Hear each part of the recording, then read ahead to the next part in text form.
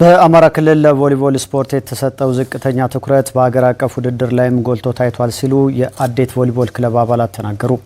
ስፖርቱ ትኩረት ካልተሰጠው በቅርብ ጊዜ ከክልሉ ይጠፋል ብለዋል አባላቱ። ዳናይት ሲሳይ ተጨማሪ አላት።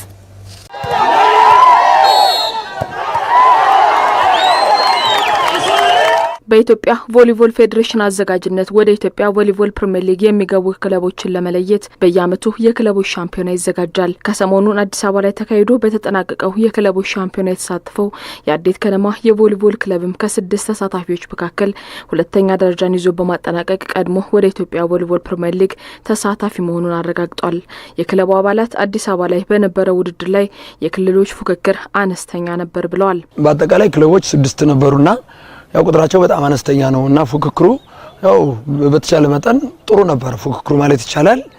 እኛም የተሻለ ሆነን ሁለተኛ ለመውጣት ችለናል። በክለቦች ላይ የነበረው ፉክክር በጣም ደስ የሚልና አጓጊ በሆነ ነው ያለቀ። ግን በትንሽ ነገር ደግሞ በሆነች አድቫንቴጅ በልጠውን ከኛ ተሽለው ተገኝተው እነሱ ዋንጫ ተካፋይ ሆነዋል። በአማራ ክልል ለቮሊቦል ስፖርት የተሰጠው ዝቅተኛ ትኩረት በሀገር አቀፍ ደረጃ ተሳትፎ ውክልና ላይም ተጽዕኖ ታይቷል ነው ያሉት። የኛ ክልል ቮሊቦል ክለብ በጣም አነስተኛ ነው። እኛ ለምሳሌ አሁን እዚህ የአማራ ክልል እኛ ብቻ ነን ይሄድና አዴት ከነማ ቮሊቦል ክለብ ነው ሄደ። ኦሮሚያ ክልል አሁን 3 ክለቦች ነው ያመጣና የኛ ክልል በጣም አነስተኛ ነው። ከፍተኛውን ድርሻ የወሰደበት ተሳታፊ ቁጥር ያስመዘገበው ኦሮሚያ ክልል ነው። ሌሎች ክልልም ከሱ መማር ያለባቸው ነገሮች እንዳሉ ተመልክተናል። እኛም እንደ ተጫዋች ከነሱ ትልቅ ልምድን ያገኘንበት ነው። ምክንያቱም እዛ ክልል ላይ በሰፊው እየተሰራበት መሆኑን ቮሊቦል ላይ ትኩረት ተደርጎ እየተሰራበት መሆኑን የሚያሳይ ነው። የተዳከመውን ስፖርት ወደ ነበረበት ለመመለስና እንደ ሌሎች ክልሎች እንዲመለስ ከተፈለገ ደግሞ ከታች መሰራት አለበትም ብለዋል።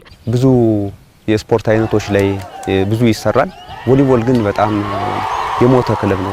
ፕሮጀክት ተይዘው መሰራት ካልተቻለ ቮሊቦል ክለብ ቮሊቦል ስፖርት የመጥፋት እድሉ ቅርብ ነው የሚል ሐሳብ ይኖረኛል። ዋናው እንግዲህ ስፖርተኛ መፍለቂያ ትምህርት ቤት ስለሆነ ከትምህርት ቤት ጀምሮ በደንብ መሰራት አለበት። በብዙ ጣውረዶች አልፎ ለኢትዮጵያ ቮሊቦል ፕሪሚየር ሊግ ተሳትፎ የበቁት አዴቶች ቀጣይ ልክ እንደ ሌሎች የቀድሞ የቮሊቦል ተሳታፊ የአማራ ክልል ክለቦች ተሳትፏቸው ታይቶ እንዳይጠፋም ካሁኑ ወደ ስራ መገባት አለበት ብለዋል የአዴት ቮሊቦል ክለብ አባላት። አዴት ከነማ ቮሊቦል ክለብ የአዴትን ብቻ አይደለም የባህር ዳር ብቻ አይደለም አጠቃላይ የክልሉ ክለብ ስለሆነ እኛ እንግዲህ ከዚህ እንደርን እያንዳንዱ ነገር በኮሚቴ ደረጃም አዋቅረን ለቀጣይ በተለያዩ ቦታዎች ድጋፍ የሚያደርጉልን አካላትም ስፖንሰር የሚሆኑና አካላትን እየፈለግን ለቀጣይ ውድድራችን ላለማቋረጥ ተግተን እንሰራለን።